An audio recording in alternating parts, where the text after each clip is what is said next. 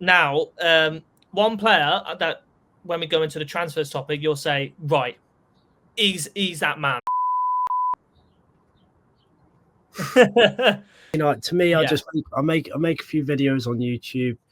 I just do it for the fun. I do it because I'm there anyways, and I enjoy doing it. And the reason I all started it all was because.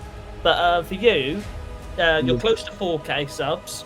But Yeah. for you, what does the future hold really for like YouTube videos or any goals you want to reach?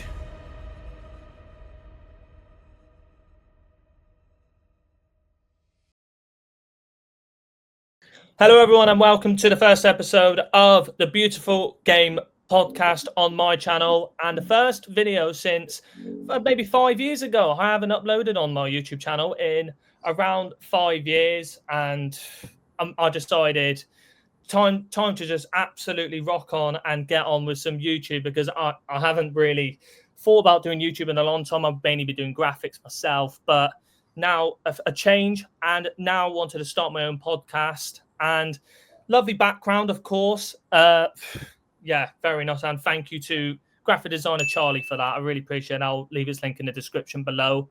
But got loads to talk about today, but got a special guest on for me today, and obviously a friend of mine as well, which is Harvey England.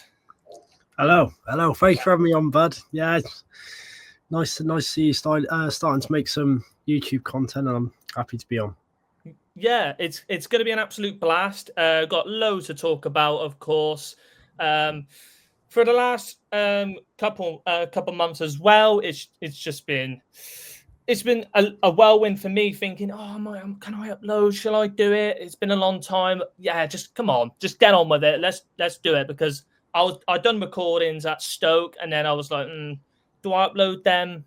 It was a little bit of a mishap, really, with doing the recordings just straight away. And I was like, no, we'll leave them for another time. But I'm back, and I'm ready to kick everything off. But it's an EFL podcast. It's what you would usually expect, really. We've got loads to blabber on about EFL topics, but as well got questions for Harvey as well, relating to his YouTube, or maybe obviously as a team he supports, Plymouth Argyle.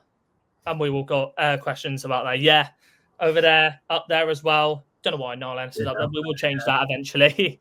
And Pilgrim Pete up there, if you can see. Yeah, right above me. Yeah. Yeah, brilliant. But obviously, as well, we've got other questions on it. I'll give you some sneak peeks as well. But topics that we'll mainly talk about. Best stadiums, of course. We'll talk about that. And the recent appointment for Argyle, Tom Cleverley, will talk about that as well. But it's going to be a brilliant podcast, really, and what you would really expect. So, and get ready, because we will have loads of other guests on in the future. First of all, though, Harv, for me, it's good to be back. But for you, I haven't spoken to you in a while. How's your summer been so far? Yeah, mate. Yeah, this is my little off season, my little break, where I sort of turn off my phone, work as much as I can, and stay away from football, obviously. Yeah. Other seasons been a bit different to this one, with the relegation and then the music drama. It's been a bit. I just need to get my head off of it. Need to relax. No football. Football's back in 7 weeks, and that's something we can look forward to. Yeah, exactly. It's this season, though, really has just been well, you could say disaster after disaster for Argyle, of course, with the appointment of Wayne Rooney. And it's just been, and well, to be fair as well, with the board as well of potential investors coming in. And then as well, obviously, the incredible January to February part of the season as well. So obviously the FA Cup run. But the first thing I really wanted to talk about in this podcast, though, obviously, the last couple of years, it's been quite a ride, really, for not only the fans of Argyle and the players as well, but obviously different managers, loads for the last couple of years. But the early 2010s, really, for Argyle, wasn't it? Was really where a lot of people worried that Argyle could have ceased to exist. As we all know, it went into administration, and the club was saved and could have been into the National League. But we pulled off and miraculously survived 2 seasons and then started to make our way back up. And from where we are today, we were in the Championship for 2 years and now back into League One. But throughout those years, really supporting Argyle, though, Harv, really explain to me what the emotional roller coaster has been like, really. Yeah, it's been nuts, really, hasn't it? I think especially for people of our ages and maybe a bit older, it might be a bit sad, a bit hard to see how fans have reacted recently in the last couple of years with decisions and with things going on, comparing it back to the 2010 era where we was close to administration and we was down in the dumps, really. I think, from me as a little lad, when I started watching it, seeing the likes of Paul Watton and you're playing against teams like Dagenham and Redbridge, Torquay was in our league, it was, and then comparing it to last year, having, the Leeds United Giants in our league, having, coming against Liverpool, beating Liverpool. It's been a crazy scenario to put myself in and put my head around, but I think that, we've got to be thankful for Argyle being saved for all these lucky memories we've had over the past couple of years. Yeah, a lot of memories that would that you as well and a lot of other fans would cherish for a long, long time. And as at the moment, Argyle do have an exciting future. Obviously, the news yesterday, as of recording at the moment, of talks with Gareth Bale, which came out the blue, really came out the blue. Yeah, it's crazy, really. And when you think of it, especially as me, I'm only 20 years of age. And to me, Gareth Bale's still a footballer. He still used to play for Spurs. He was the one who scored that bicycle kick in the Champions League final. So to think about him potentially owning the club that I support is quite mental, and I think it's quite overwhelming to understand how much money that could be brought into Argyle, as we are known as little old Plymouth, with no money. A lot of people say that as well. Let's be honest, I think we'll probably end up getting called that until we reach the Premier League, let's be honest. But it depends how long it will take. How long it will take for Argyle to finally take that extra step that they have not been able to do in their club's history.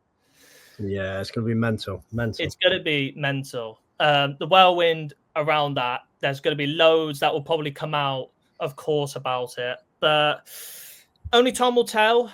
It will really be a pressure point as well for Simon Hallett when he recently brought out his letter to the fans as well about investment. But now this is a point where, do I sell or do I really keep hold of Argyle, or what do I do? It's a tough one. Yeah. I think with me, he's got to sell. I think that, it's that saying, isn't it? You either die a hero or live long enough to see yourself become a villain. And I think that could potentially happen to Hallett. I think he's gave us some incredible years. He's got us back to the Championship. And he's put some incredible investment into the club. But I think if he just keeps with it and doesn't sell, we're just gonna go down the same road, possibly become a yo-yo team of the Championship, which for any club it isn't nice to be a yo-yo team of 2 leagues. It's a roller coaster of emotions between happy and sad. But I do think that it's time to sell and leave the chair and let everyone still think of him as a hero in years to come. Yeah, and I think that is the basically summed it up there, really. And as well for Simon Hallett, like you said, he's done a lot for us in the last couple of years as well. But also you could say it is basically as well what the players and the managers have done as well that have really led us up to this point as well. We've had loads of different other managers that have come in. Derek Adams, Ryan Lowe, recent managers, Derek Adams, Ryan Lowe, Stephen Schumacher, and obviously after that, you've got Ian Foster, which a lot of people do not want to talk about, or some people still say on Twitter, I would love to have it, but it is jokes and all that. And obviously after that one, Wayne Rooney. Yeah. I See, think. I don't fully. I think I'm possibly in denial a little bit, but I don't fully blame Rooney for the season of the car crash of the season that we've had. I think that he was possibly a factor, and he was definitely a manager which we're not going to speak about in many years to come. But I do think that Rooney he did try his best, but he's just a bit unfortunate. Yeah, he didn't really get the backing that I feel like probably other certain managers did get, but Yeah. for Wayne Rooney, he did get the signings, but just not enough backing. But as well as on top of that, the injury crisis that he did have was a little bit of a The tough it one, didn't isn't really it? help It's at a tough all. one to take. Yeah, Yeah. to deal with that as a manager without much experience. You know, I was on a podcast recently speaking about obviously the difference between Wayne Rooney and new manager Tom Cleverley. I'm sure we'll speak about it, but the difference between the pair is that Tom Cleverley, after retirement, went into under 18s football, and I think that's the road that Wayne Rooney should have went down on, as he could have gained some good experience on how to deal with teams and injury crisis and all stuff like that. So I think it is very unfortunate the occurrence that we had with Rooney. Yeah, I totally agree with you. I totally agree with you. And Wayne Rooney, of course, not only that, well, he nearly got Derby safe a couple of years ago, but not a lot of people really talk about that. And they instantly just go to the fact that, oh, they got relegated. They were poor, but they don't realise that they had a massive points deduction. But after that, he didn't spend a year in League One and try and get back up. What did he do? He went to the MLS.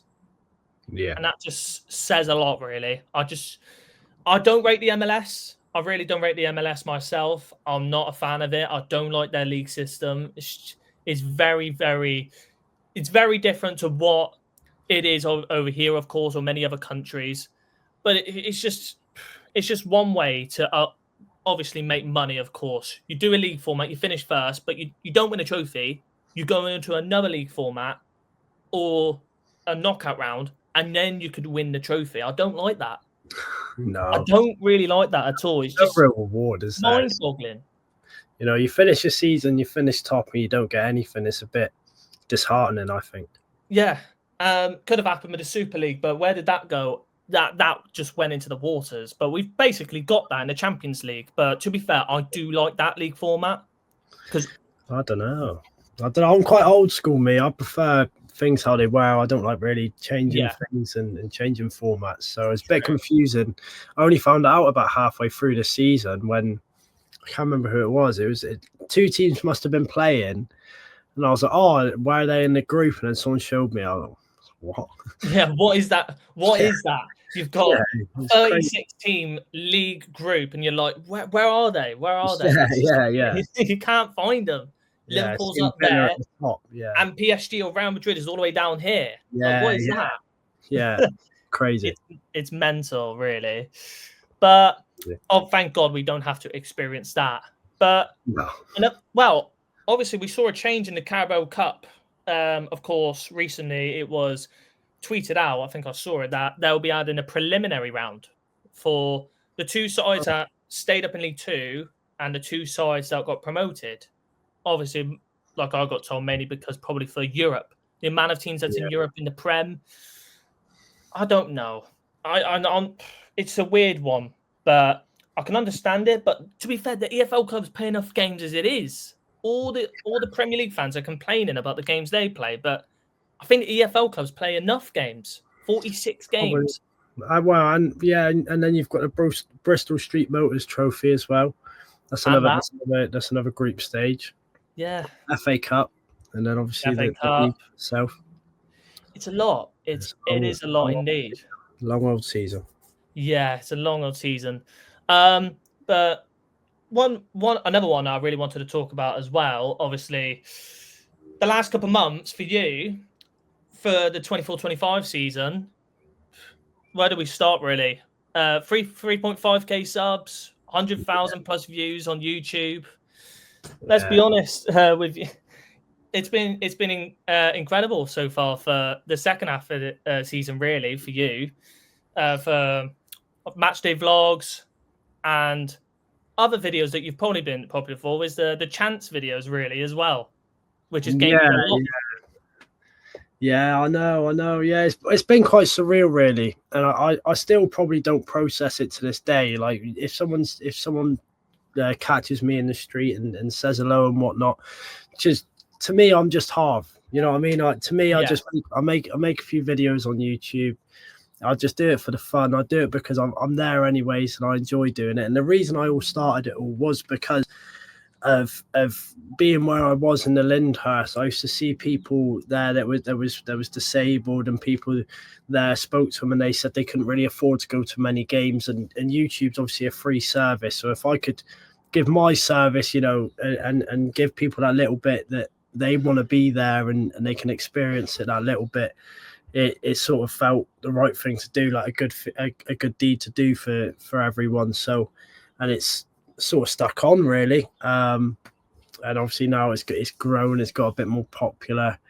yeah, It's been absolutely mental. But yeah, the chance videos as well. The chance videos are the most requested videos I ever have in my inbox. Everyone's always asking for yeah. them, so I had to release one to give everyone a bit of light after. I saw you did release one recently, yeah, and I think I do get told that it is probably one, yeah, like you said, is one of the most requested videos on your channel, and Yeah, it's not a surprise really. The amount of views it has gained, yeah, it's not a surprise, and everyone knows how much the chants really mean in a game of football as well. The different chants that you've got for different players, managers, anything else, or against other teams. That is the life. That is the way of football, and that is what makes the game beautiful. In the name of this podcast, let's be honest, the beautiful yeah. game. Yeah, and Simple I as think that. as well it lets fans reminisce on good times as well. I think in the most recent one I did, I think I aimed massively on trying to get old players chance that we might not have heard in a while. I'm pretty sure I've added one in about Finn Azaz. You know, Yeah, I'm pretty sure the start of the video is from Port Vale where we won the league. It's just people can watch it. People might sing along to the chants. People might, you know, they might yeah, smile thinking about the good times that they had with during them times. So yeah, brilliant. yeah. But also as well, going through your channel as well, doing the Matchday Vlogs, you've got loads of YouTubers on your videos as well, but mainly as well going all to the different stadiums. That's just the way of supporting your local and experiencing the many different stadiums around this country. And it's the life, really, that not only a lot of football fans live, but for like I would say, League One, League Two, or maybe the lower the teams, and for the fans, traveling to these stadiums is crazy. Yeah, 100%. I think if you go down to the National League, it's now the longest distance between two sides is Truro and Carlisle, isn't it? Imagine being Yeah, a set of them fans. Once at this time in the season coming, you're going to have to travel basically the whole route of the United Kingdom to go watch your team. And I do applaud the fans who go do that, because that takes some commitment. Obviously, us as Argyle fans, Harv, we both know the travel and how exactly. far it takes to get to games. But Yeah, people do it because football is their escape, and you know, football is that for that 90 minutes. They might have a stressful week at work, or they might have home problems, or you know, they might have stuff going on. But on Saturday when it hits 3 p.m. and you've got no stress at all, you're just cheering, hugging people, maybe shouting at a ref, maybe, you know, giving it yeah, a go.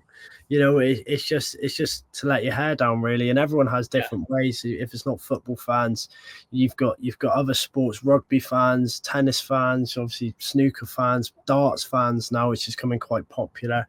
You've got yeah, people that do other things. Everyone's got that one thing that just helps them, you know, escape and be in a little happy place. yeah, 100%. But yeah, like we said, darts as well. That's become very, very popular. Obviously, we know why, but it's like we said, it's not a darts podcast, but it is true though. It is true, but the main thing as well that brings it to many other sports is the fans, of course, but mainly throughout obviously going to away grounds, etc. This is one of the topics we're going to talk about. For you, in your opinion, if you want to, if you give a top 5 if you want, but what is the best stadiums you've probably visited in probably the last 5 years, or supporting Argyle really? I don't know, because you can base it on different topics, innit? What do you consider as the best stadium? Do you consider it as you've went there and it's been the best experience? For example, Port Vale is with all due respect, is a bang average stadium, and it's got nothing special, but we won the league there. So that experience of me going Port Vale and seeing Argyle winning the league is definitely up there. Stadiums that are definitely up there and rememberable for me, I think Leicester's got to be up there.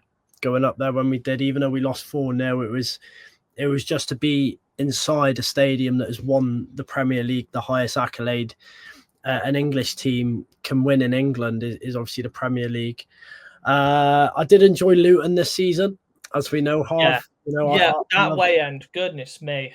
If anyone hasn't been to that away end, let me just be warned. The seats that we saw, I don't know who would have to sit in them to at least get a proper sit down. But I don't know. I was trapped in. About it was brilliant.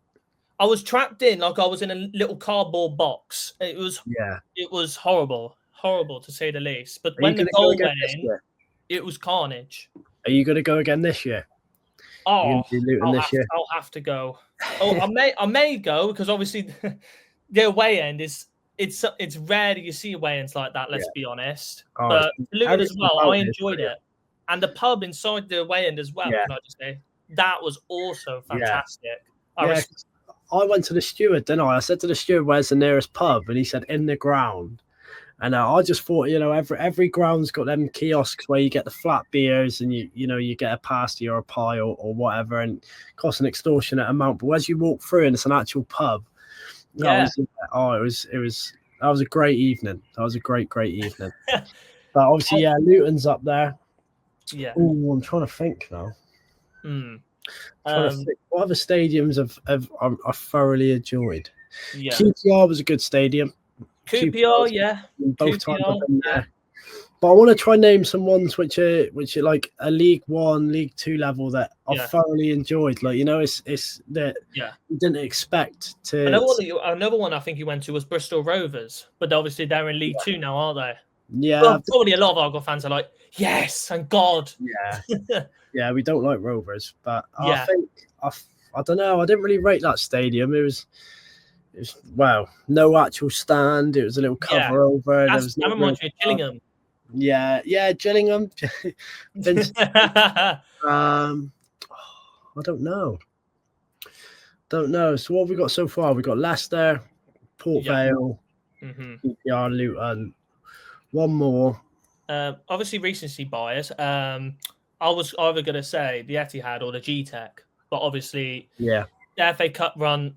Like, we'll talk about that in a little bit, but before, of course, the G-Tech, that is smaller than Argyle's ground, can I just say? And no one really thinks that. It was weird to try to get into the G-Tech. I remember it was sort of like you was just going down a hill, and then you was just stopped by security. But them two are definitely up there. Chelsea was up there. Chelsea was a great. I wish I went to that. Because I remember watching it in my room, and when they scored, it was absolutely incredible. But when I saw the limbs, I was like, "Oh my goodness!" It was absolutely insane. It was absolutely mental. Yeah. Well, I'll put a clip of it now.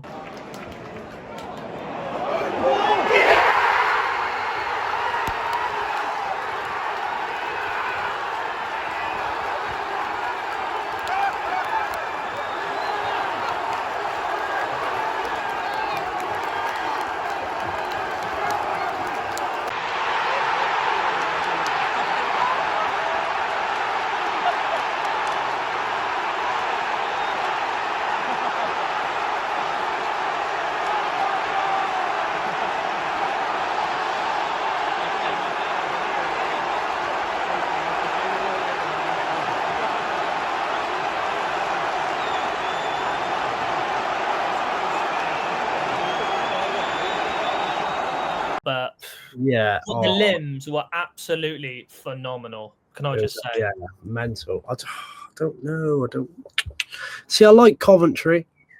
Yeah, Coventry's. Yeah, even though the obviously the games themselves were awful. Yeah. The first one, can we just say? But the Oh, second one, I didn't go to that because I was ill on the day. Yeah, it was Boxing Day, wasn't it? Yeah. Got And I pumped think 4-0. that was one of the times when I think that was around the time when everyone was saying Rooney needs to go. Rooney needs to go. It was a game before, and it was his second to last game because he lost 4-0 to Coventry, and was it 2 or 3? And then we lost to Oxford 2-0. Yeah, 2-0. Yeah, and then he went after the Oxford game. Oh, and that. Oh, can I just say we love taking the mick of Oxford Stadium, Car Park FC. Yeah. Get used to it because we FC. love calling them that. Yeah, Freestand FC. One huge one I am forgetting about is definitely Leeds United. Leeds. What a stadium! What a stadium! Fans always give great banter. Yeah, I'm a big fan of Leeds. Well, not the team, just the stadium. Yeah, not the team. Not the team. Not the team. Not the team. Exactly, yeah. And sorry for the dog in the background, everyone. That's Harvey's end. My bad. I didn't know Ishow Speed was in the UK. And let's be honest. Was he? Yeah. now you understand, yeah. But yeah, I didn't know he was in the UK, but hey ho. But let's go going through other as well. I've got literally the poster right here. Obviously, I did collect one of the Mazzala designs, but the survival, I think it was the 23-24 season, that Joe Edwards goal.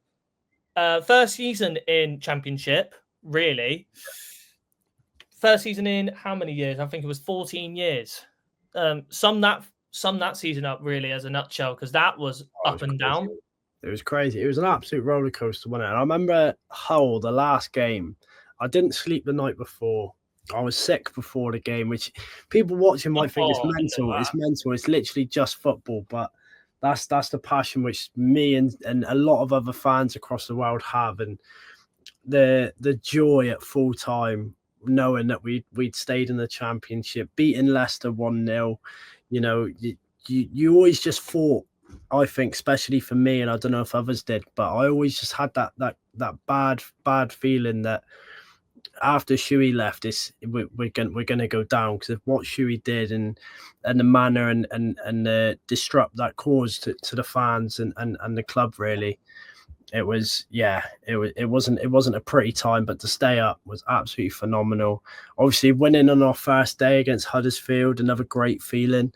Shout out to Huddersfield Stadium, actually. They do the roast. Oh yeah, they do the little beef brisket roast. They're brilliant. Oh yeah, we'll be going to that. We'll be going to that stadium again this season, of course. I hope we get them same sort of time though. We had them in January last year, didn't we? I hope we get them. Did we have them in January? I'm not sure. It probably was around that time, because that is when Ian Foster got appointed. I think it was either January or February time. January or February, and we can have one of them in the nice cold, being up north.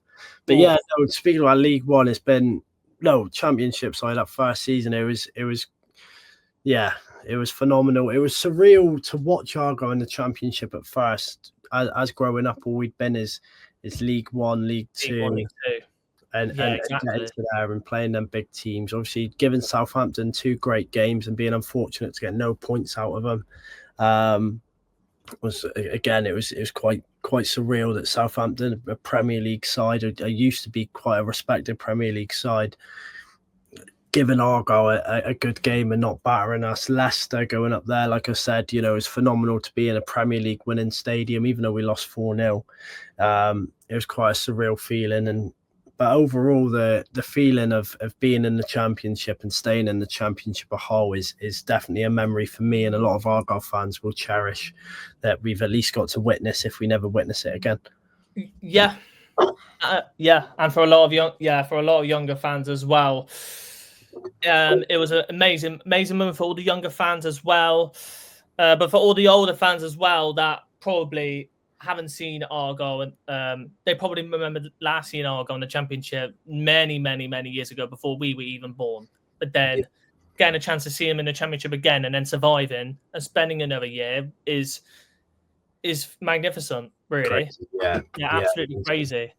But continuing on though, but into this season, of course, was probably one of the worst seasons we've seen in a long time supporting Argyle. Probably, what year would you really say the last time was when Argyle had a pretty poor season? You'd probably say maybe 18-19 or years before that. Yeah. Well, what about the season during COVID in League One where we just stayed up?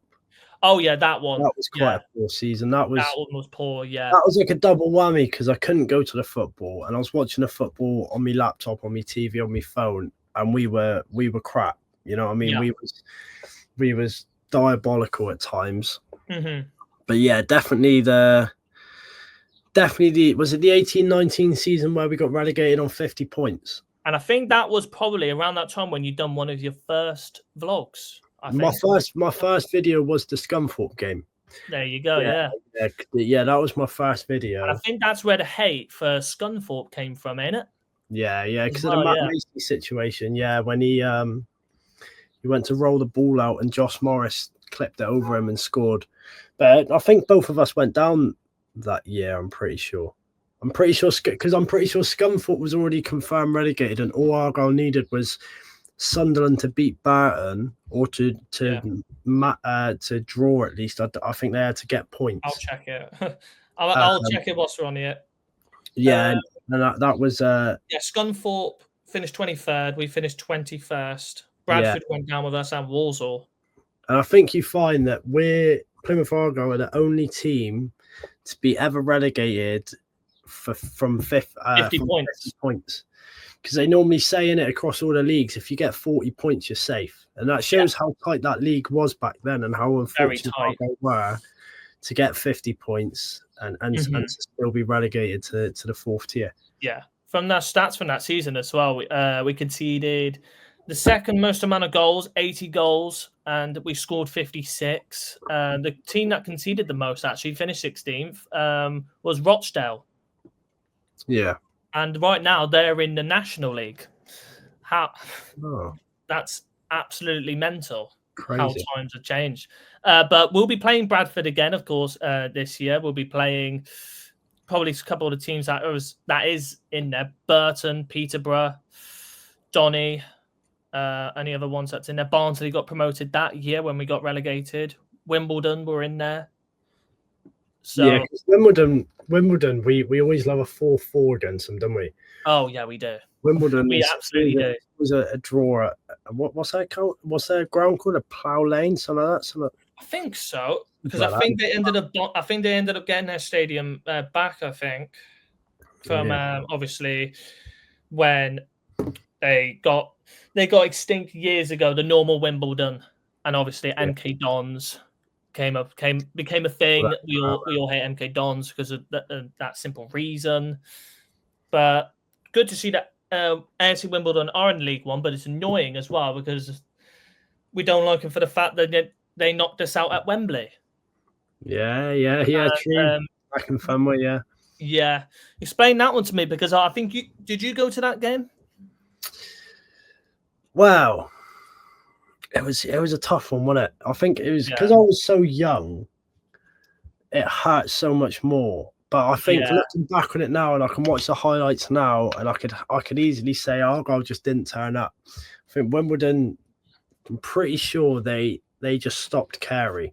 They didn't give Carey any space, and they stopped him from being able to do what he does. And you know, Carey thrived best at that time of picking up the ball between 35 and 40 yards to goal, beating a couple of people and hitting it, or doing a crazy like half volley turn to unleash someone else into their box. So I think them stopping Carey just ruined Argyle because that's all we had back then. And I remember crying. I think all of us cried, do we? As youngsters.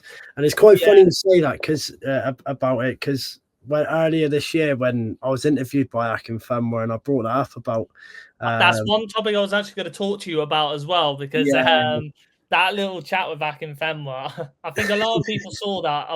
I was kind of astonished myself, to be fair, because I think it's rare that you do talk to someone like that, of course. Yeah, But especially in that his must have pedigree. been. Because he's so much famous than what his footballing career shows for, and it really he was a lower league player, and I think that he's quite famous for the person he is, and he was great. He took it well. It was great banter.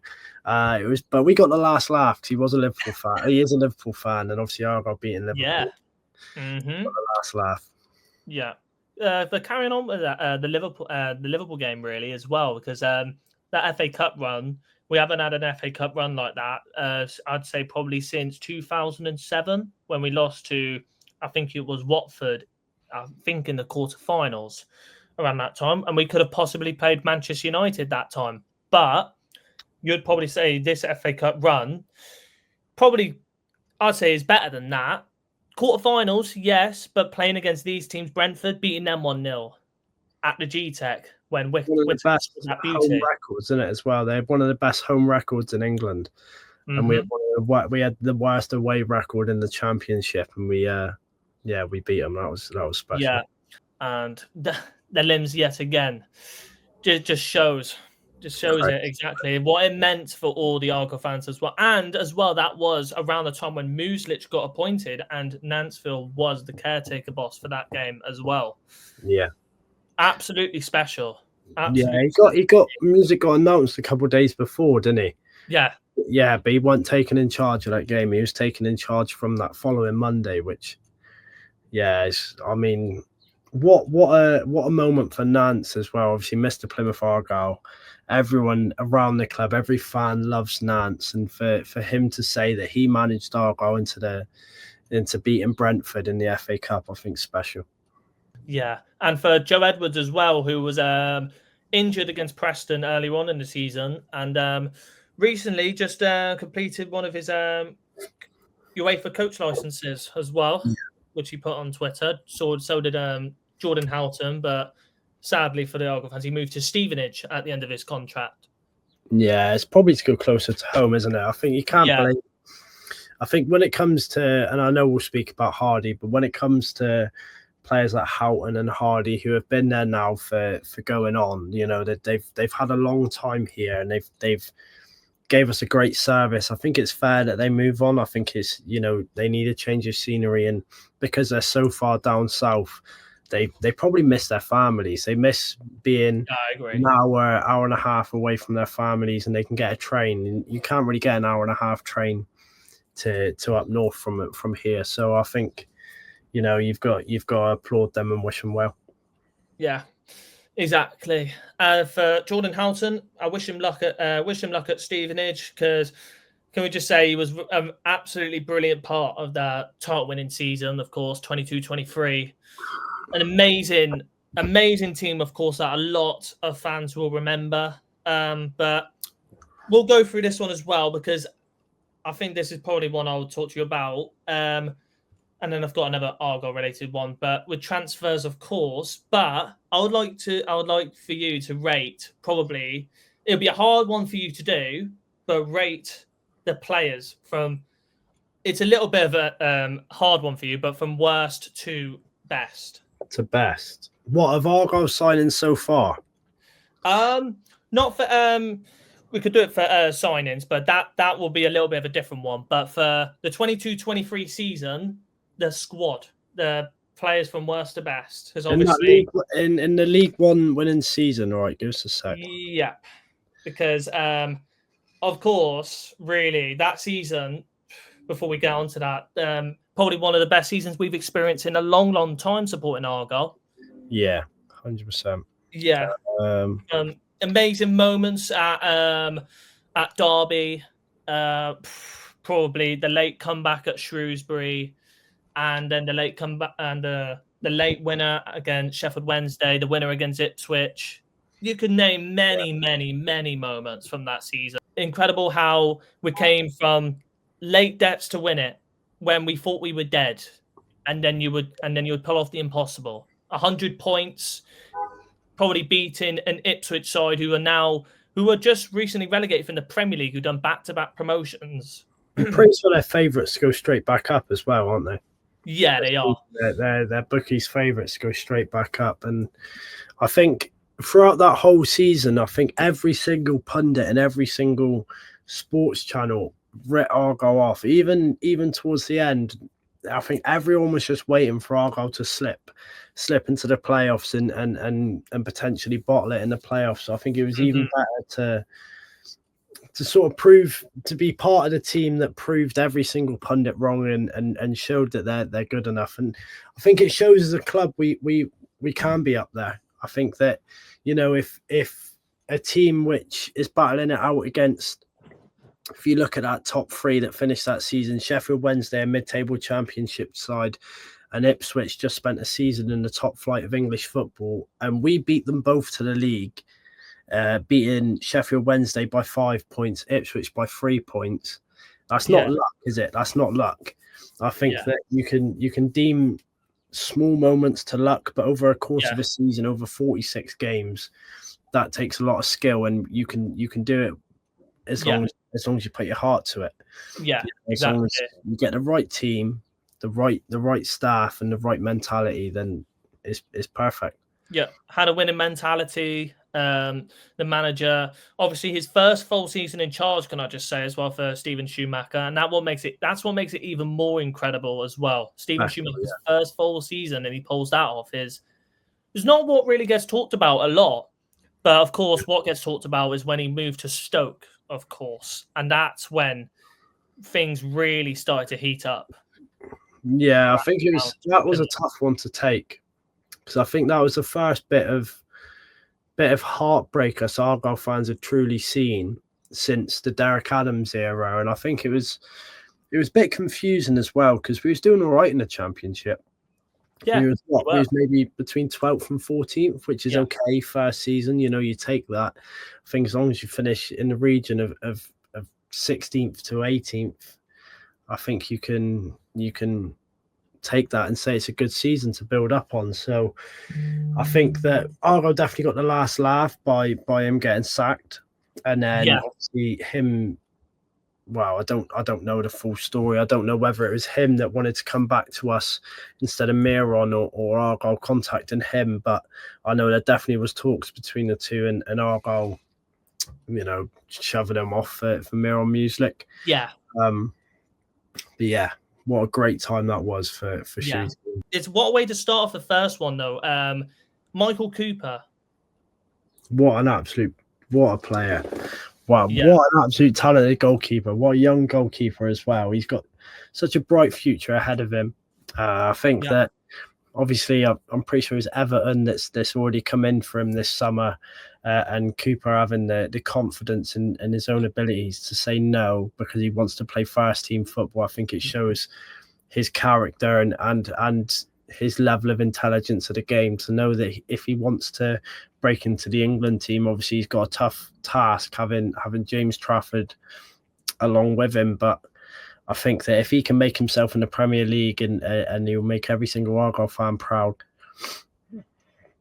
Yeah, and for him as well, of course, we know how much he loves this club. He came through the academy, but for him to reach the Premier League, and obviously he'll probably be one of the many other lists of players that have played for Argyle and got to the Premier League, but it'd be another one really, and a rarity that a player comes through our academy and reaches the Premier League. It's an incredible story for him. Incredible. But this is another one. A next player is a player that really, I'd say, talk about Michael Cooper, filled in his boots for this season, is Callum Burton. Yeah, I think Cal Burton definitely got wrong-footed by the club. I think that considering him having to fill Michael Cooper's boots and for him to do a good job, not just a substantial job, he done a really good job. And to not play a single game in the Championship, I thought was really poor of Argyle to do that. Obviously now at Wrexham, who are in the Championship, I hope he gets some game time. I really hope Cal Burton gets some game time, because he is a good goalkeeper. I do rate him as a goalkeeper. But yeah, what a player. Yeah, and that EFL trophy moment when he saved that penalty to take us to Wembley. That pitch invasion was incredible as well. But so a lot of people do. There's 50% of fans that do remember it, and 50% of fans that do forget it. But it is kind of forgettable. But as well, a lot of people remember it as like, oh, it's the save that took us to Wembley. So yeah. And it's for Argyle's sake. Let's be honest. It's rare that you see your team play at Wembley, and for Argyle, we've seen Argyle play at Wembley That was the third time, of course. So yeah, and we've only ever won once, isn't it? We've only ever won once at Wembley. Ronnie Marge, that incredible, really. But going through the defenders, we got. I'll go through a couple of the defenders really to start off with. First one, it was a lone player, Nigel Lonvike. I do remember him. Then the next two, Macaulay Gillespie. The Gillespie die. He scored in the playoff final. I was so happy for him when he scored that, and what a goal it was. Yeah, I know. Who knew he could take a free kick? We could have done with that back in the day, can we? Yeah. Where was your free kicks? Where was your free kicks, Macaulay? At Argyle. Come on, man. If you're watching this video, where was the free kicks when we needed them? Come on, man. We needed them when you were here. Yeah, 100%.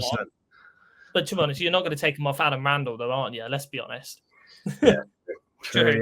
Then Brendan Galloway, probably injury FC, let's be honest. Yeah.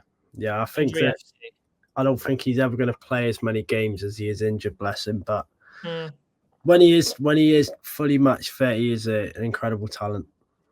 Yeah, agreed. Then James Bolton. A lot of people probably get this man. Yeah, Bolton. I remember the goal he scored against Forest Green, and then after that he gets injured again. I'm like, he was another one. He was made of glass when he played. Yeah, you'd know if he played 3 or 4 games, he was out for a few months. Yeah. And then this is where we get to the interesting part. This partnership was incredible. Dan Scarr and then James Wilson right next to him. Yeah. I was quite surprised when we got rid of Wilson for the championship. Yeah. Quite surprised we didn't sign him on, and obviously Scar now at Wrexham.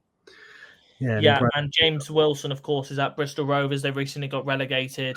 For him, obviously, it's sad, but for the Bristol Rovers in general, no, bye. No, because we don't want to play you again. No. No chance. Obviously, young players here, Brandon Purcell and Oscar Halls, and then Adam Parks as well. They didn't really get enough game time, so we couldn't really judge them a lot, of course. Yeah. But a player that recently just left is Saxon Early. He only played a couple of times for Argyle around that time.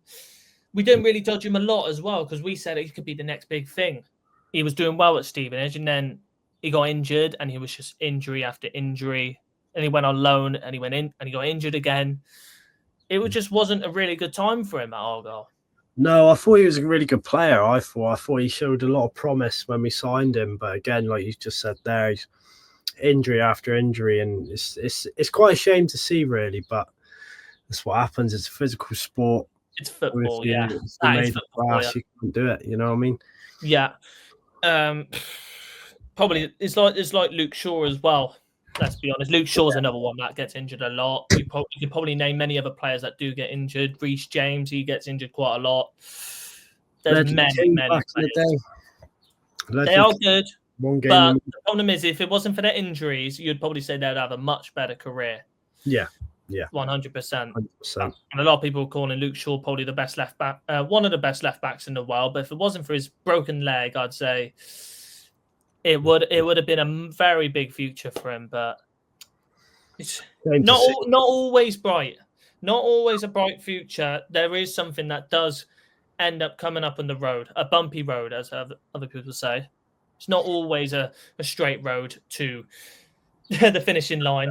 Yeah. So it's just one of them. It's one of them, of course, but we can name many other players that obviously have had the same feat, but it would be a long list because there's loads. There's loads. Every team has one. Every team has a player or 2 or 3 players which just can't get consistently fit and always get injured.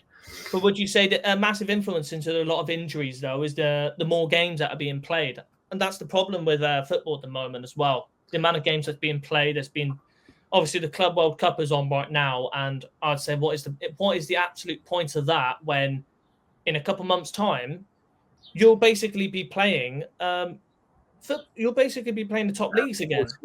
Yeah. Well, it's another way for companies to get more money. It's more ways to advertise teams. Yeah. It's just another stupid competition to get more money, really, isn't it? Really, it's not. Yeah, exactly. Yeah, it's always the same sort of teams that win it. You with all the teams in there, it's never one of the lower type sides. I think I could say that win it. I think that Auckland City, the Australian or the I think so. I think so. I'm not sure. Yeah. Them being in it, and it's a great experience for them to go up against Bayern Munich and teams like that. But yeah, they're never going to win. Yeah, they were never going to win that, and that obviously finished 10-0. Yeah, double figures. It's rare you see double figure scorelines, but it was obviously going to happen. Going through other defenders here, we got more other youngsters here. Ryan Law, who obviously went to Truro. He's gone to Truro. Yeah, there you go. There's the shirt there. The fair play to Ryan Law. I think that was the perfect move for him. Let's be honest. To the lower international league, I'd say that was the perfect move for him. Yeah. Jack Endicott, who was recently we just saw in the TST tournament. Yeah. And then, funnily enough, on this podcast, I'm going to say this on my podcast, is my old schoolmate Finley Krask. I used to go to the same school as him. Yeah. If he doesn't mind me saying. Yeah. And I think, and a little bit more, I think he was born a couple days after me or a couple days before me. Might have to have a double check, which is interesting, really. Yeah, 2 days after me. That's kind of crazy. Mental. But now this is where it gets to the step level. Ballymumba and Joe Edwards. And that season they had around the 22-23. Ballymumba, of course, won Young Player of the Year and Player of the Year, I think. Did he? Won both. I think he won both. But, of course, that season, Ballymumba was absolutely unstoppable. That goal against either side. Yeah, that goal against Exeter, the goal against Ipswich. There's many other incredible moments from Bally, of course, but he could potentially leave. He could potentially leave this summer, but he's done his service. If he leaves, honey, he's done his service. He can't really do much more. Yeah, but Joe Edwards, captain, fantastic. What else can we say about this man? Really, scored the equalising goal at Port Vale. What a player! Oh yeah. Well, no, it wasn't the equalising goal. He scored the second. He scored to make it 2-1. Yeah. He scored the goal to win us the league. I think he scored another goal. I think it was against Cambridge. I think it was against Cambridge at home. I might be wrong, but I think it might have been. Yeah, that was the one where it was coming into the box, wasn't he? And there was a few players dotted around, and he's sort of sprinkled toes past ball, jump past one, jump past another, and then curled it with his outside of his foot. And then recently, the one against Sunderland to get our first win in the 2025 season. Yeah. Well, he used to be a central midfielder, didn't he? So he must have a bit of an it on him. Yeah. And when I remembered when he played for Yeovil, he made it to the championship with Yeovil. Them years ago, they got promoted through the playoffs, and he was part of that winning team as well. Yeah. So, brilliant career for Joe Edwards. I think he will stay at Argyle for a couple of years. I don't think he's finished just yet. Obviously, he started his coaching now, but fair play to him. Fair play to Joe, because obviously we call him Captain Fantastic. He's a brilliant captain. And I think for the younger players, he's a brilliant role model as well. Let's be honest. Yeah. For the younger players, bad in the news about Joe Edwards here, so he's always setting a good example, which is perfect for a captain. Yeah. And then going through the midfielders, Adam Randall, Jordan Houghton, and then obviously a player that's just recently moved. I think it was last year. Was Matt Butcher, who's with James Wilson now at Bristol. Yeah, Bristol. He was at Wycombe, wasn't he? And still remember Butcher for that winning goal in the Devon derby. Yeah. Mm-hmm. That was incredible. Yeah, he was a good player, wasn't he? To be honest, that goal came out of the blue because I remembered watching that. I think I was doing a stream myself, and that goal went in, and thank you as well to Will Aimson because that kind of helped. Yeah, that really helped. yeah. Oh yeah. But Jordan Houghton, like we have already talked about him, of course. But Adam Randall apparently close to moving to Bristol City. Bristol Derby, isn't it? Around £600,000, isn't it? Yeah. And again, you can't. Another one who's come up through the academy. It's a great profit on the player. He's gave a great service. He's done a lot for the club. So if he wanted to stay in the Championship, I think it's fair. I think for a lot of that season when JB was struggling, Adam Randall was the one who bailed him out and then sort of made Adam Randall look bad because he was having to do 2 roles in the Championship. It's quite a tough one, isn't it? Yeah, 100%. And then I think around that time we signed in the January transfer window was Callum Wright, who's still here now. Jay Matete, I think a lot of people would have loved to stay because I thought he was a really good player. He was a great player, wasn't he? He was brilliant. And then Danny Mayer. Yeah, where's Danny Mayer playing now? Fleetwood. I think he's at Fleetwood still. I might be wrong, but I think he is still there. I might go and I'll go and double check it now. Actually, scored. We did sell him off to Fleetwood. Yeah, never scored as many goals as he should have. Yeah, he's still there. Yeah. And then a player who's got a bright future ahead of him. I think he played a couple times in the EFL trophies. Caleb Roberts. He was only 17 at the time. Crazy, isn't it? Yeah, and he's still only I think he's still only 19 or 20 now. That's mental. Yeah. Wow. Yeah, it's crazy. He's another one which we've seen over the course of the seasons in the Championship. Loved the game against Leeds. I think he always played when we played Leeds, and I think you're right. I think he's certainly, if Argyle can keep hold of him, he's certainly got a strong future. I think he can definitely suit into the, and I think as well. I know it's obviously, of course, Argyle getting relegated is bad, but for his playing time, I think he'll definitely get a lot of game time in League One. I think it's perfect for him, and as well for another player we'll go to in a minute. But now, one player that when we go into the transfers topic, you'll say, right, he's that man, Tariq Wright. We don't have any other words to describe how much Harvey, of course, talks about Tariq Wright. No, mate. No, because it's making me angry just thinking about Tariq. I don't even want to say his name. By the way, we'll be playing him next season. Can I just say? Yeah, and he'll score. He's going to score against us. I know. He'll score against us and we'll lose 1-0. That's what's going to happen, Arv. That's what's going to happen. I completely forgot about it. I'm so glad I did. Yeah. Do you know what? I will get one of the clips up of Tariq Wright. I think it was at Coventry, and I think a lot of people will remember this as well. And thank you to our mate Jack for this, because I'll put it up now. We have never more downgraded a player in our lives. What the It's in 30 seconds. Mumba's off, and guess who is on?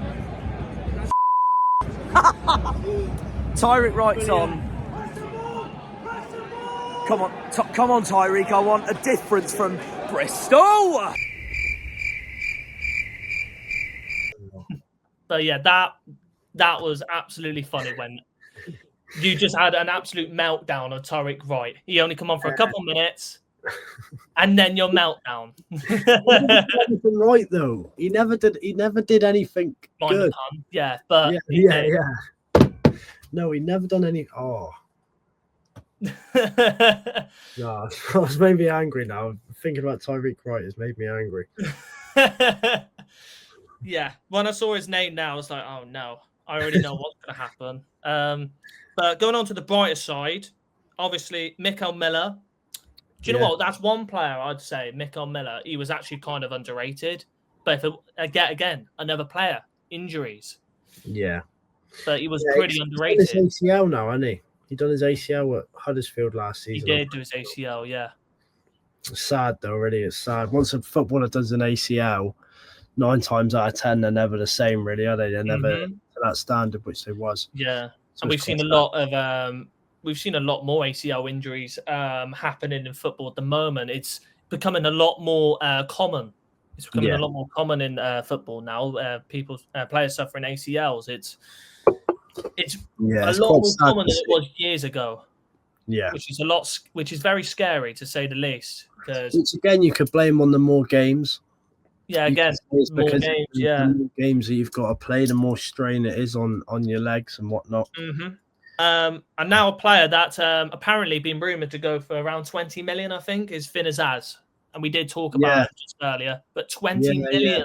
20 million. Palace, isn't it? Palace, Bournemouth, and there's another team that's There's fighting another out. one. I know there is another one. I don't know if it's Leeds. I might be wrong, but Oh yeah, I think it is Leeds.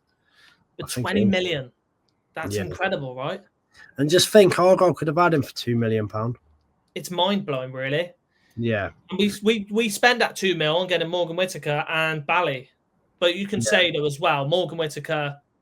We'll actually talk about him right now. Actually, Morgan Whittaker, because that season when he was in League One, he was such a brilliant player for the time that he was there. But then Swansea took him back. Yeah. And that was hard to take. Talent. Yeah. Yeah, and that was another thing when that happened. Argyle fans sort of started to think, well, I think I did briefly, that started to think, is this the start of the downfall? Is this where we start bottling it? And obviously the way he left is a bit sour. The way that Morgan Whittaker left the club was a bit sour, which now you sort of don't know which story to believe. Do you believe Mueslick or Whittaker, considering now they've both left the club and the manner that they've both left the club? But yeah, what a phenomenal talent. He was certainly too good for League One when we signed him. And I think if we didn't go up that year, we never would have had him. Still, I'd say still has the potential to definitely reach the Premier League. But at the moment, for him at Borough, at the moment, I just don't think it. In my opinion, I don't think Middlesbrough was the right club for him. That's what I think. For the amount of tackles they have, I just don't know where he fits. Do not know where he fits at all. Yeah, true. Well, you don't know really, do you? What other teams was in for him? Burnley was in for him. Burnley was in for him. I know that they offered him a loan. I know that.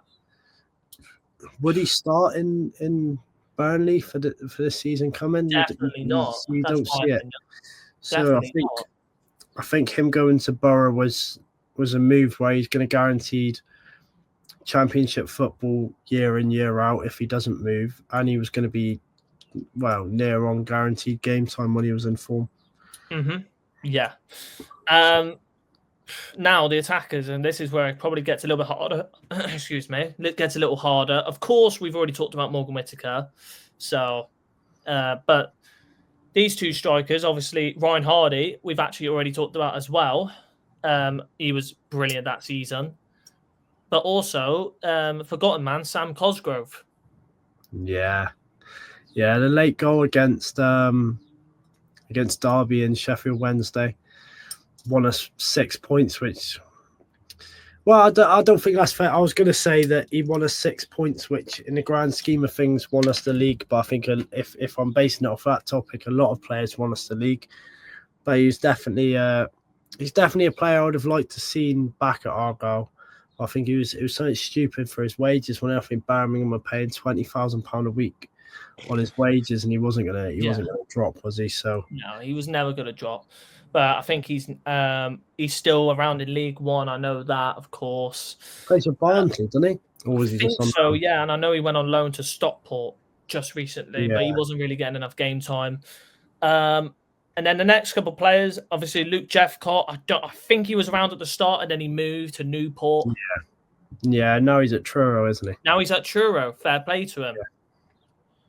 Absolutely fair play to him. I don't know if he was at Truro on a loan or if he actually went there on a permanent deal. I'm not sure. I'll have to double check it, but I know it was for the second half of the season or for the last couple of months. But fair play, he got them promoted. So that's an absolutely monumental story right there with Truro. Ben Wayne, who literally just left, actually. Yeah, What do you say about Ben Waine though, innit? Because on a serious note, he definitely isn't good enough. No, For, he's not good enough at all. Championship and League One level, but I think every Argyle fan wanted him to, and every Argyle fan wanted him to be our main striker, which is quite sad to see. But we're quite sad to see it didn't happen. But I don't know what league would suit Ben Waine best.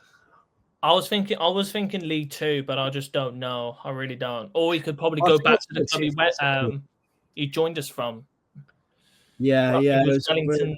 I think it was Wellington Phoenix. I might yeah, be I wrong. think so. Yeah, Yeah, but that league did suit him. yeah.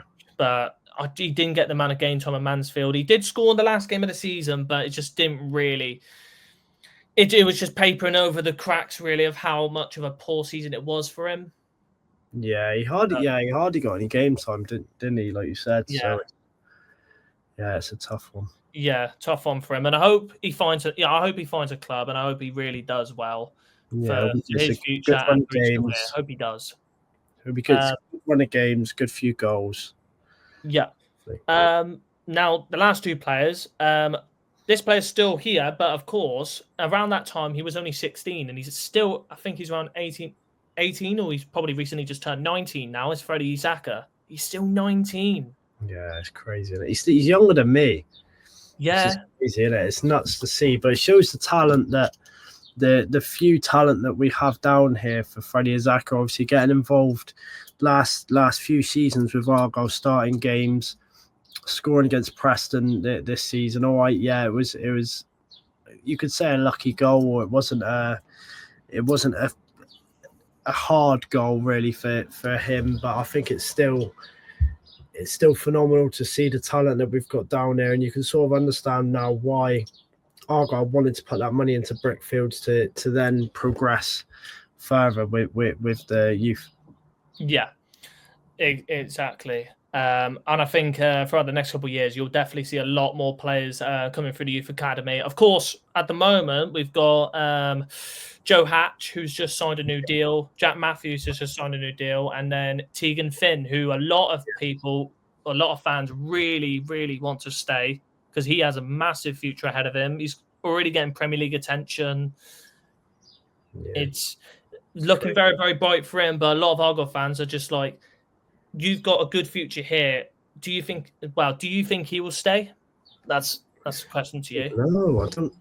See, you've got to think of it as if he stays at Argyle, he's going to be likely to get game time, but it's not going to be against the best opposition in the world. And some games, if he comes on, there's going to be players that just want to hurt him. There's going to be players that main objective is I can take the yellow card, I'm going to go through him, and then that could potentially ruin his confidence and send him downward spiral. But I think if he does move, it's going to be good money for Argyle.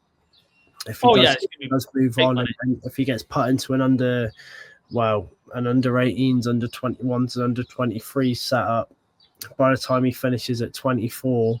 And he's ready for first team football. He could be one hell of a talent. And even if he progresses faster than that and could see league football in the Championship or the Premier League at 20, you know what I mean? That's the talent he's got.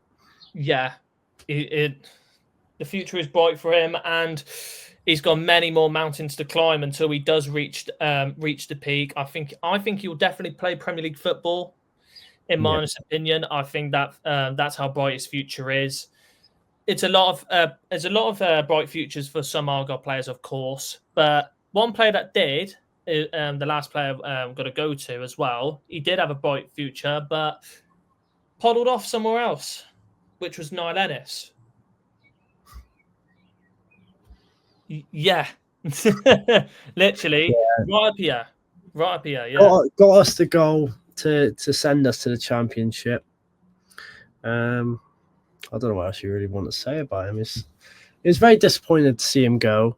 I think you could sort of understand it though, in the position he was in, come the end of that season, having Blackburn Rovers come for him and the vision that they probably set out to him, how they was probably going to chase for the Premier League and wanted to get up there. So it was guaranteed safety into the Championship, which sort of backfired really, because I remember that first season Blackburn struggled, didn't they? They struggled down with Argyle. So, and now he's at Blackpool, which he's hit a run of form again, and he's scoring goals, and that's probably what you want for a striker in yourself as a footballer. You want to be enjoying your form as long as you're earning money and you've got enough money to provide for your family. That's all you need.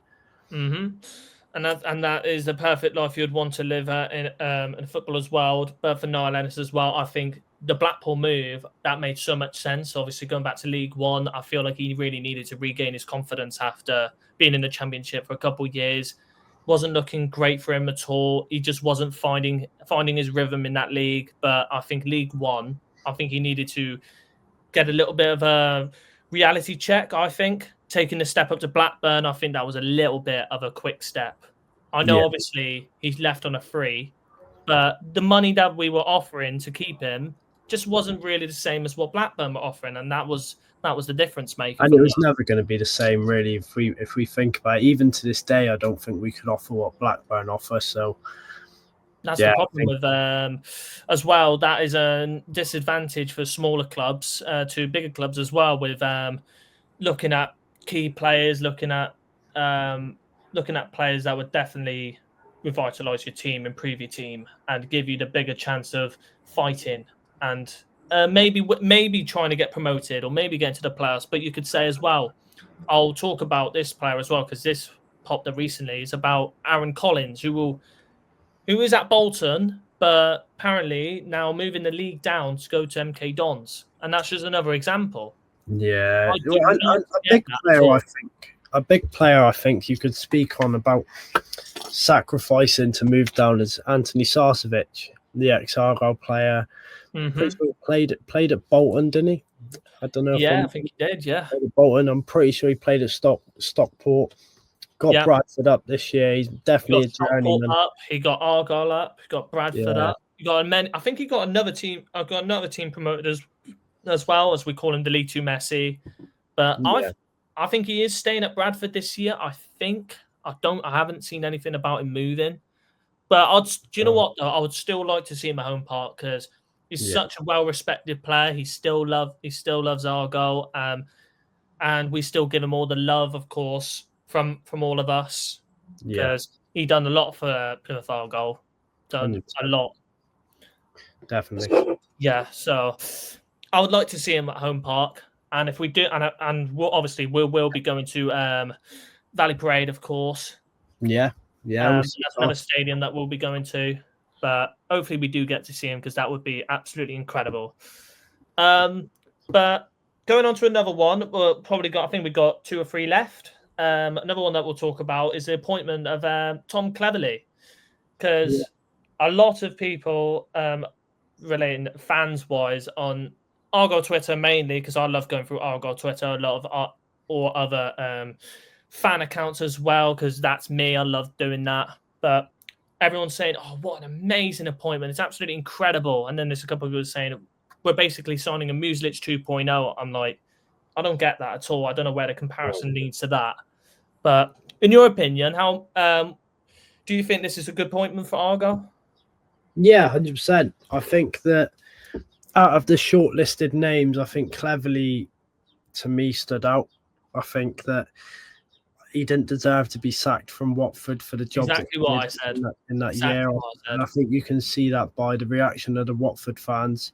And certainly the reaction from the Watford fans when the announcement came that he's our new head coach. I think that he's definitely coming into a role where he's going to have a lot more freedom than he was at Watford. He's not going to have an owner breathing down his neck, saying to him, you need to get X and such X and stressing him with results-based ideas and saying to him he needs to win. I think he's going to be given a lot more freedom. I do also think that he's gonna hit the ground running. I think he he's coming in with a lot less pressure than what we've seen in other managers, and therefore he's coming into a team which hopefully the board can back him. Hopefully the board can give him what he wants, and he can get us back to the Championship as soon as possible. Yeah, and I feel like making that step down as well, like you said, less pressure as well. He had talks with Southampton. That is the level he could have gone to, but it's rare that you do see managers make the step down from the Championship to League One. But I feel like for Tom Cleverley, in my opinion, he is a Championship manager.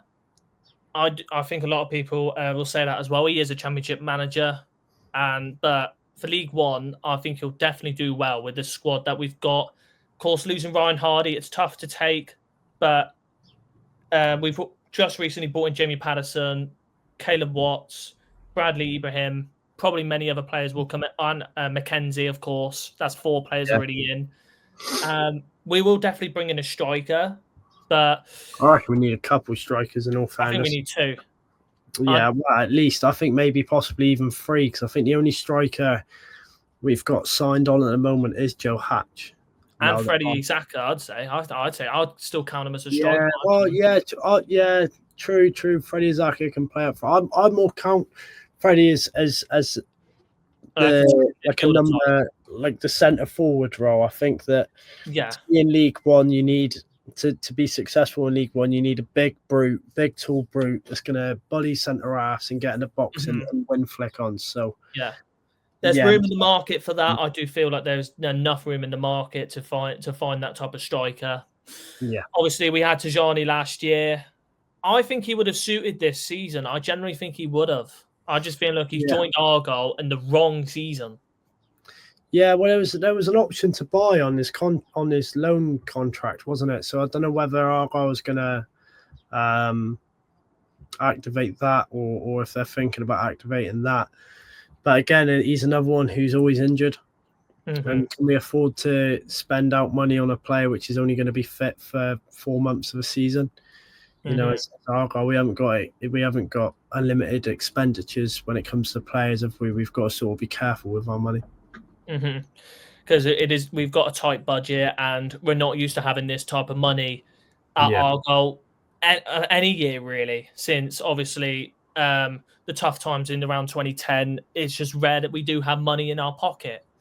And we're getting a lot more money, of course, selling Michael Cooper, selling Morgan Whittaker, selling Ryan Hardy, selling other players.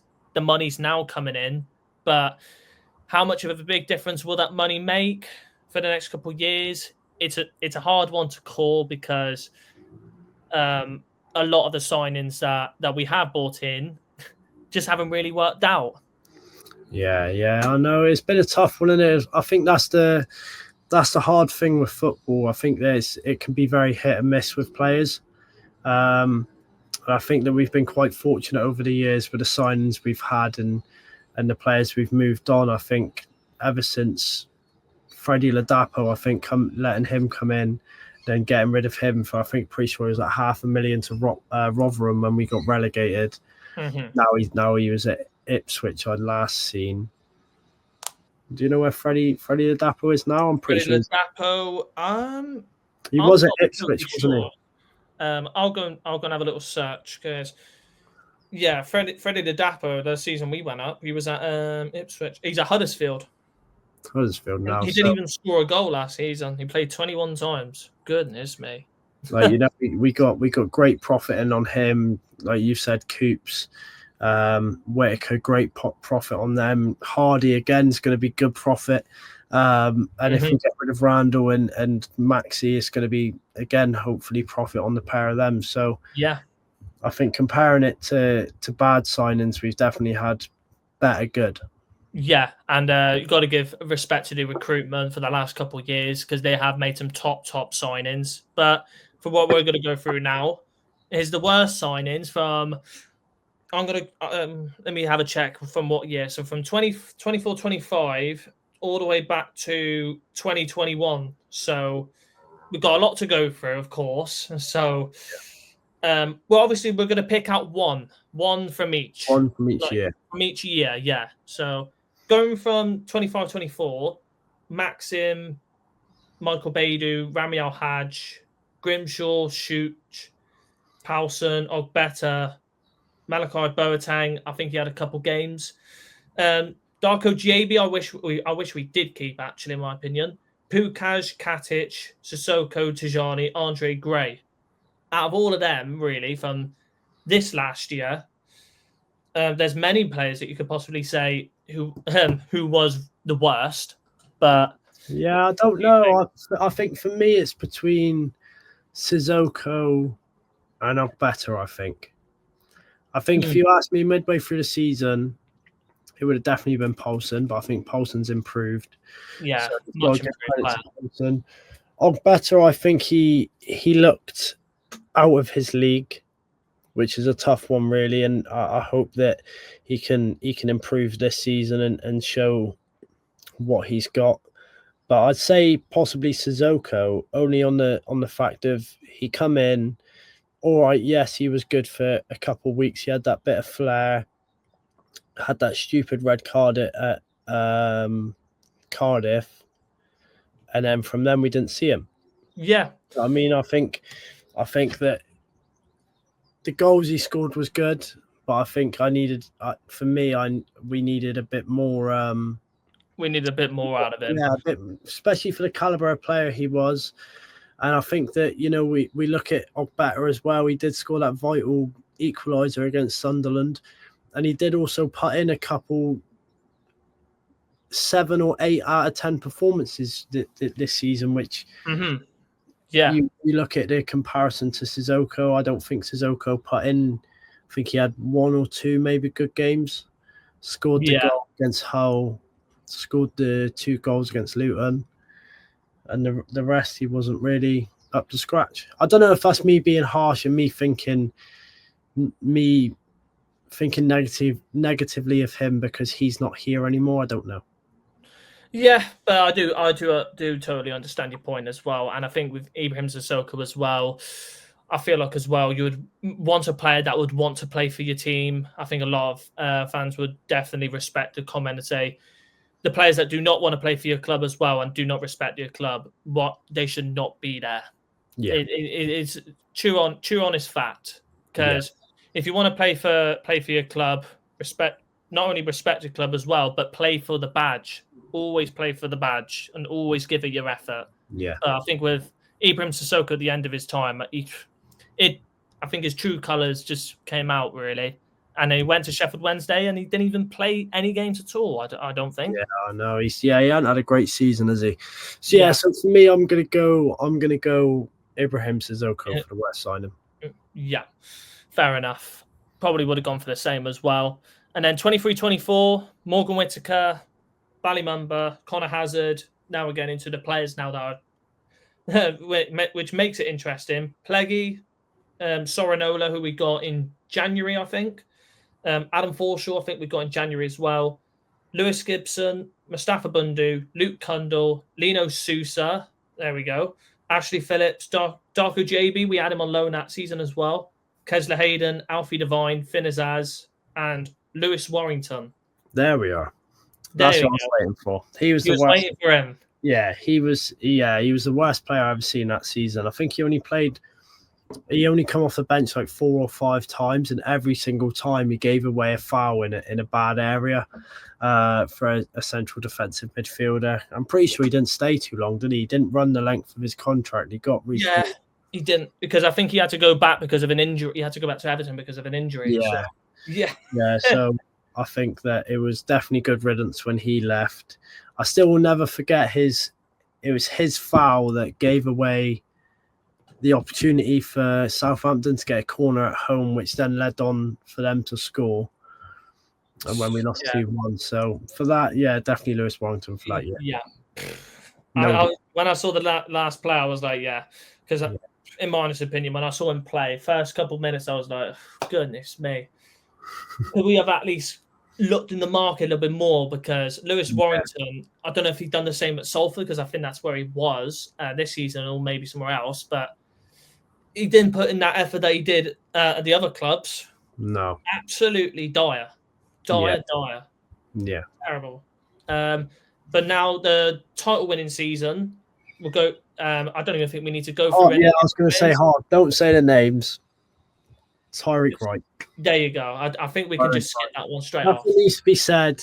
Everyone can just forget the signings of that year ever happened and just move on. Yeah, I don't think we need to go through that one. 21-22, that year we just missed out on playoffs. Obviously, we lost 5-0 to MK Dons in the final game of the season. That's when I got Ryan Law's shirt, was that game. Oh, class. Brilliant. Absolutely brilliant. And the shirts as well, can we just say? Absolutely phenomenal at the back there. And then obviously as well we got a retro shirt there. I know you can just see him a little bit, but there's retro shirt there. Lovely. Yeah, the old shirts. Yeah. But the signing through this window is the recognisable faces, actually. Gillespie, Brendan Galloway, James Wilson, Jordan Houghton, Alfie Lewis. Alfie Lewis, yeah. Yeah, I can't remember him being very good. I think there's only one person on Twitter that still talks about him. I think we know who that is. He was the Scottish central midfielder, wasn't he? I think so. I might be wrong, but I think he was. Or if someone wants to correct that in the comments, there you go. Dan Starr, Callum Burton, James Bolton, Stephen Sessegnon, Ramona Critchlow. He was dire. Yeah. Ryan Broom, Jordan Garrick, and then Kieran Agard. So I got 3. Yeah. 3. No, I got 4. Stephen Sessegnon, Critchlow, Agard, and Alfie Lewis. Mm-hmm. That's his name, isn't it? Yeah, Alfie Lewis. I think Agard and Kieran Agard only played about 5 games, didn't he? And he didn't really do anything. Critchlow, I remember being really poor. I remember he was. I'm going to take Alfie Lewis out of the situation. So it's Critchlow. Yeah, Critchlow and Kieran Agard. Yeah, Agard and Stephen Sessegnon. Oh yeah, Stephen Sessegnon. He was poor.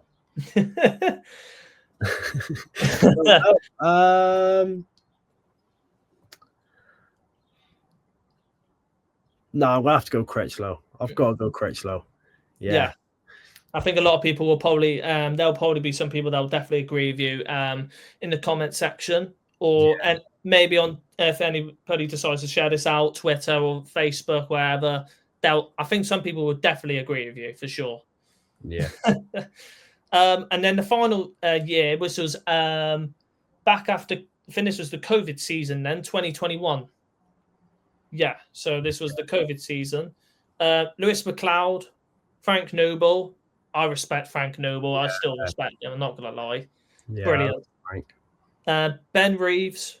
Luke McCormick came back that year as well. Yeah, I remember that. Yeah, Panucci Kamara. What can I just say? What a player he was at that time. Panucci Kamara's boots are there. Yeah, what a player. What a player. Ryan Hardy signed that year. George Cooper, Niall Ennis, Adam Lewis. It's just, yeah. I think Adam Lewis came from Liverpool, didn't he? I can't remember. I think so. Oh, Adam, he was. Yeah, Liverpool's under 21s. I just had to have a double check. Yeah, he was bold, wasn't he? Well, I'm pretty sure. You could. I'm going to double research him actually. Adam Lewis. Oh no! I'm thinking of someone else. He played 20 games. Yeah, he's at Morecambe now. Oh yeah, the left back. Yeah, and then after that one, obviously Ryan Hardy came on loan from Blackpool. Sam Woods, Tyrese Fornah. That's a player that a lot of people forget. Sam Woods was the one we got from Palace, wasn't it? He was a centre half. He was crap. Mm-hmm. Tyrese Fornah, Joe Mapoku, Kellan Watts, and Timmy Abraham. Timmy Abraham was actually in the Baller League recently. No, you got to go Timmy Abraham, Alex. I don't think he played a game. Yeah, I'm pretty sure he come in for like literally a few weeks. Mm-hmm. And obviously as well, being Tammy Abraham's brother, everyone's like, "Oh, he's gonna be incredible." Yeah, Timmy Abraham played 4 games for Argyle and got 2 assists and the EFL trophy. Goodness me. And so there you go. For Tonbridge Angels. Yeah, but from all the years, you've gone for Ibrahim Sissoko from 24-25, sorry. Then 23-24, Lewis Warrington. Of course, another name in that was I was probably going to say Lino Sousa myself, but fair enough. Yeah, he was up there, yeah. And obviously, can I just say that transfer announcement when he done that, I can't even remember what it was. Was it that song he did? I don't even know what the hell that was. Yeah, it was a rap. That I found that so cringe. I found that so cringe. It was awful. Yeah, that was so special. Yeah, then 22-23, Tariq Wright. Let's just move away from him before you jump out the window, to be fair. Yeah. And then 21-22, Ramoni Critchlow. And then Timmy Abraham, 2021. Good list, to be fair. And a couple of players that could possibly make a very good team out of, not going to lie. I was going to say, let's get a 5-a-side for them line, isn't it? Yeah, good 5-a-side. Yeah, put them into Baller League. I think they'll do very well. Yeah, they're good passage, yeah. Very well. Got a couple left, of course. 2 left. You can only give me 2 teams here. EFL clubs you hate the most. Or actually, give me 3. This is a quick one. Exeter, Bristol Rovers. Yeah, and now this is the extra one as well. I'm like stuck between at least 12. Exeter, Bristol Rovers. Sunderland's lucky that they made it to the Prem because I don't like Sunderland. Sunderland got us funny. Coventry. If you would have said Sunderland, you would have made Darryl very happy about that one because he hates Sunderland himself. Go with Coventry because they bottled it against us this year. Yeah, fair enough. And then moving on to the final one. But I think around this time, you've been doing YouTube for around 4 years now, I think. Obviously, like I said, for 4 plus to 6 years. The first video you did was Scunthorpe, like I said earlier. But you've got many, well, we've got loads more time to really just relax and think about the season that's just finished, of course. And we've still got the 25 to 26 season coming up. But for you, you're close to 4K subs. But for you, what does the future hold, really, for like YouTube videos or any goals you want to reach? I don't know, because like I said earlier, I still do this for the same reason I started. I do it for people that's unfortunate enough where they can't go to games. And I'm fortunate enough, I'm in a position where I can go to every game. It's going to change next season because of the new job that I've got. I'm not going to be able to make the midweek away games, but that's a little sacrifice I've got to take myself for the career path I need. So, but every game I can go to, I think at least 10 people can't. And I think if I can put that video out and give people a fan type experience for people to, with my own little twist, for even one person to enjoy, I think that's worth it. So in the terms of goals, I think that a definite goal of mine is to keep up with the match vlogs. I think to get it to a better standard where you can never, for me, for how long I've been doing it, every time I think it's the best video, as soon as that video's out, I want to make it better. It's nothing's ever the best, so I need to find ways to make it better. Do more fan interactions, get more people onto the channel, people that's watching it for a while, get more giveaways, get more feedback off people, and make sure what I'm doing is bang on, and just keep growing. just keep growing. Because I think every milestone I think is very surreal, and I cannot thank anyone enough. You know, to be on 3,500, and sometimes I'm laid in bed and I think about it. I'm like 3,500, and then I think about other things. I think like 3,500 people. Like you can't fit that in a room. It's a lot. 3,500 liters of water. That's a lot of water. You know what I mean? And Yeah, like 3,500 grains of rice. Grains of rice are little, but 3,500 is still quite a lot.